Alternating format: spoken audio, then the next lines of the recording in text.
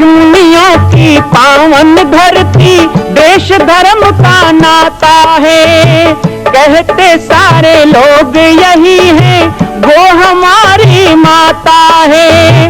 जाग उठो ओ भारतवासी, जाग उठो ओ भारतवासी, गौ पर छुरियां चलती हैं।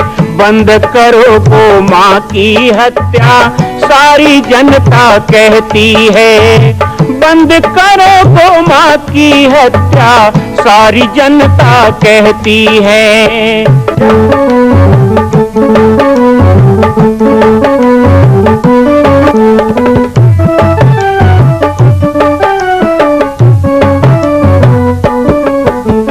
जगह जगह पर बूचड़ खाना, लाखों गौएं कटती हैं।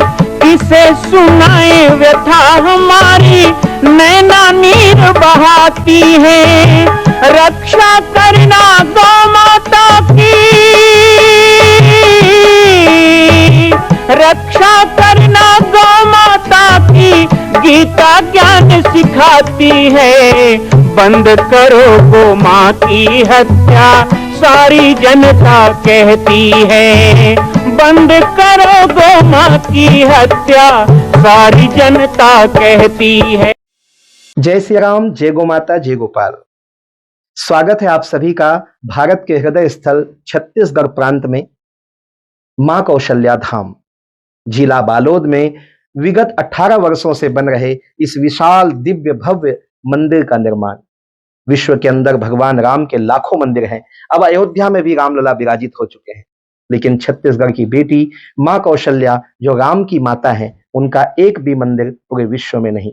इसीलिए यह विशाल तीर्थ का निर्माण विगत वर्षों से चल रहा है बालोद जिला छत्तीसगढ़ में। 25 करोड़ की लागत से बनने वाला 108 फीट ऊंचा, 65 फीट चौड़ाई और 136 फीट लंबाई का राजस्थान के ठोस पत्थरों से बनने वाला यह मंदिर हजारों वर्ष तक भारत में 5वें धाम कौशल्या धाम के रूप में स्थापित रहेगा। 3 तल के इस मंदिर में प्रथम तल पर भगवान शिव, मध्य तल में गोद में रामलला को लेकर स्वर्ण सिंहासन में मां भगवती कौशल्या विराजित होंगी और तीसरे तल पर पंचमुखी हनुमान। इसके अलावा सामाजिक समरसता को समर्पित यह मंदिर सनातन हिंदू धर्म के समस्त देवी देवताओं महापुरुषों की मूर्तियों से सुसज्जित होगा। आप सब एक एक मूर्ति का संकल्प भी इस मंदिर के लिए कर सकते हैं। ध्यान रखिएगा, यह अवसर बार बार नहीं मिलेगा, क्योंकि 2026 में मां कौशल्या का दिव्य भव्य धाम स्थापित हो जाएगा, मां कौशल्या विराजित हो जाएगी। एक बार पुनः आप सबको निवेदन करूंगा, आइए, जुड़िए और सबको जोड़िए इस विशाल तीर्थ के निर्माण में। मैं राम बालक दास महात्यागी आप सभी को आह्वान करता हूं, संपूर्ण प्रदेश एवं देशवासियों को, कि जिस तरह रामलला के दिव्य भव्य मंदिर के लिए आप सब ने मुक्त हस्त से दान दिया है, इसी तरह मां कौशल्या के एकमात्र विश्व के प्रथम धाम के निर्माण में आप सभी मुक्त हस्त से दान दें। यह दान 3 आहुति के रूप में लिया जा रहा है। हम 1100, 1700, 5100, 11,000, 21,000, 1 लाख, उससे भी अधिक जो भी राशि करना चाहें 2025 और 26 के अंतर्गत 3 बार देने का संकल्प लेंगे।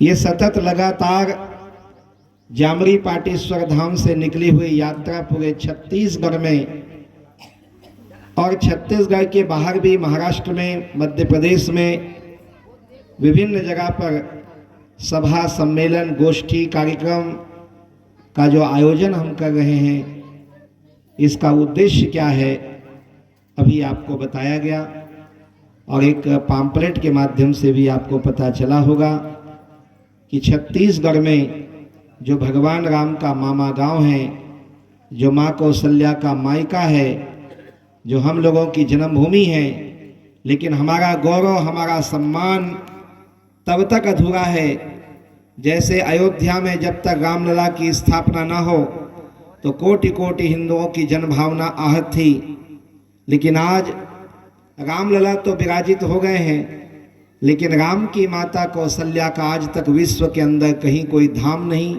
कोई तीर्थ नहीं, छत्तीसगढ़ में तो कम से कम होना चाहिए। इसी भाव के साथ जामरी पाटेश्वर धाम में जो दिव्य धाम का निर्माण विगत 18 वर्षों से चल रहा है, उस निर्माण की पूर्णता का संदेश गांव-गांव तक देने के लिए इस यात्रा को निकाला गया है। आप सब में बहुत से माताएं हैं, बंधु हैं जो जामरी पाठ जाते रहते हैं, पाटेश्वर धाम गए हैं। और जब भी आप गए होंगे तो आपने वहाँ एक मंदिर को बनते हुए देखा होगा, धीरे धीरे धीरे धीरे वो बन रहा है। जब छुरिया में यज्ञ हुआ, जब गेंदा टोला में यज्ञ हुआ, तो भी आप लोग यज्ञ में जाते थे। कोई ज़्यादा दूर के नहीं है, सब जानते हैं, मुझको भी जानते हैं, मेरे गुरुदेव को भी आप जानते थे और उस आश्रम को भी जानते हैं। मुझे याद नहीं है कि मैं बनिया टोला में आया हूँ कि नहीं।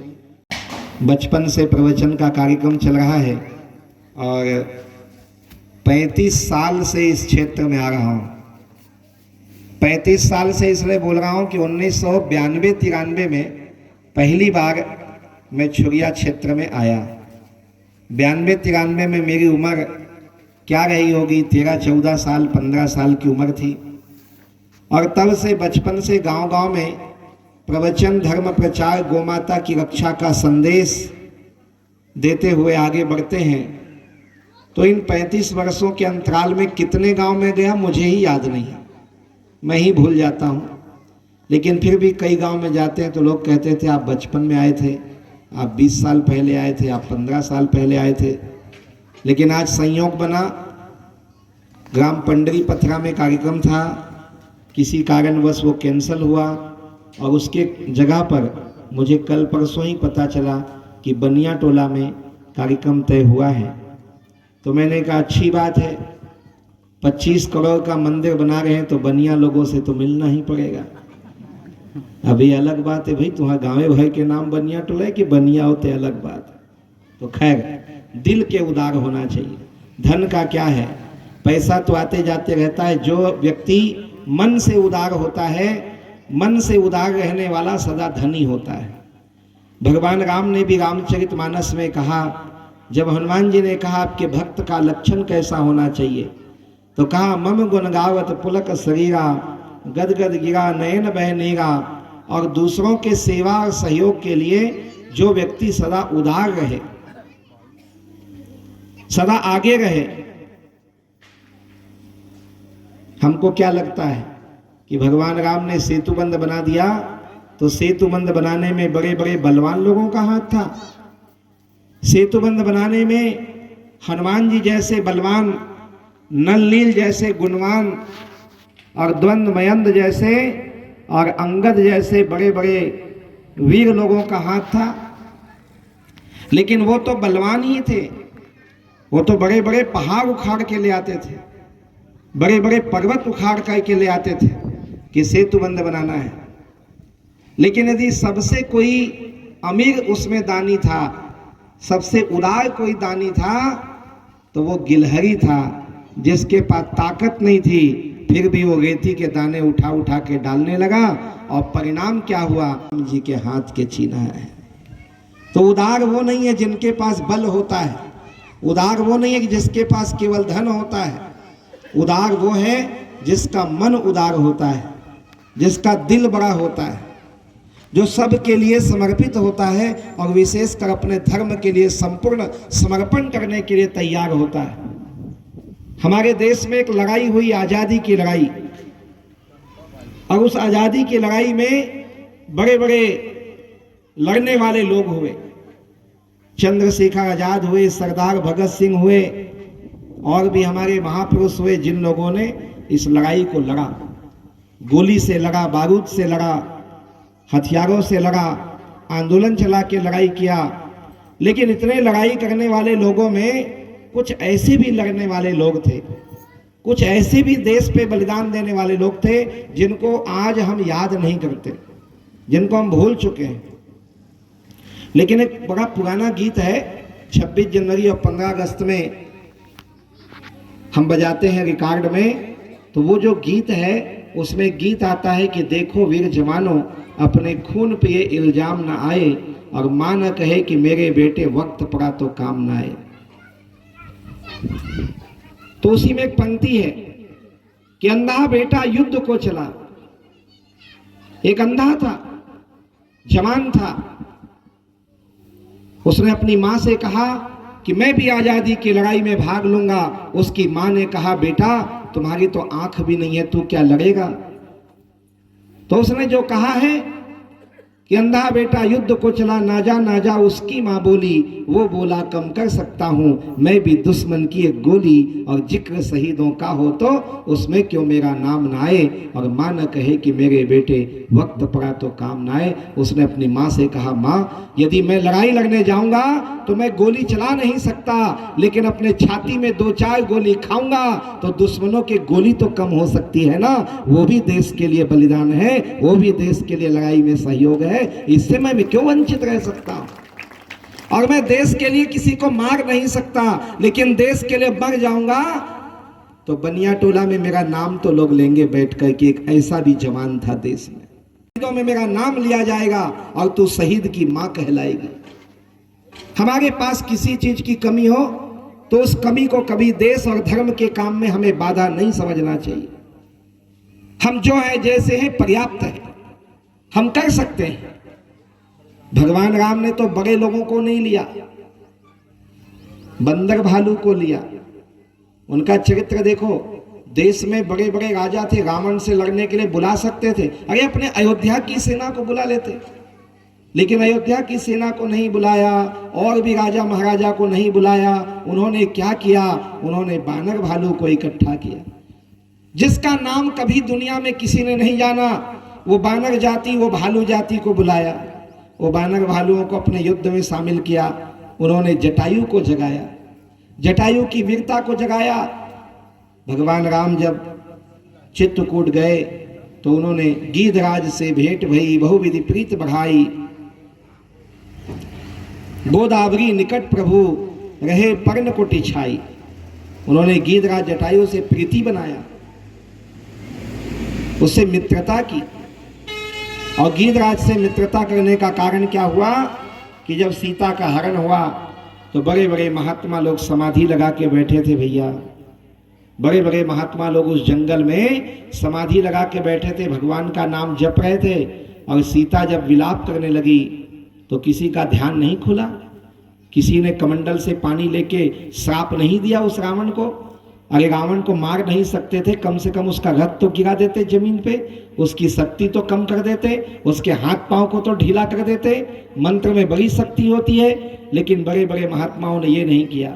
सुग्रीव भी था, सुग्रीव ने भी देखा, उसने राम को बताया कि एक बार मैं पर्वत में बैठा था तो एक स्त्री को हरण करके राक्षस ले जा रहा था, और उसने ये आभूषण हमको फेंके थे, गिराए थे। इसका मतलब सुग्रीव को भी पता था कि रावण सीता को हरण करके ले जा रहा है, लेकिन सुग्रीव ने भी कुछ नहीं किया। लेकिन जटायु ने मौका देखा, और जैसे ही उसने विलाप सुना तो गे गे दुष्ट ठाड़ किन हुई, जटायु ऊपर चला गया।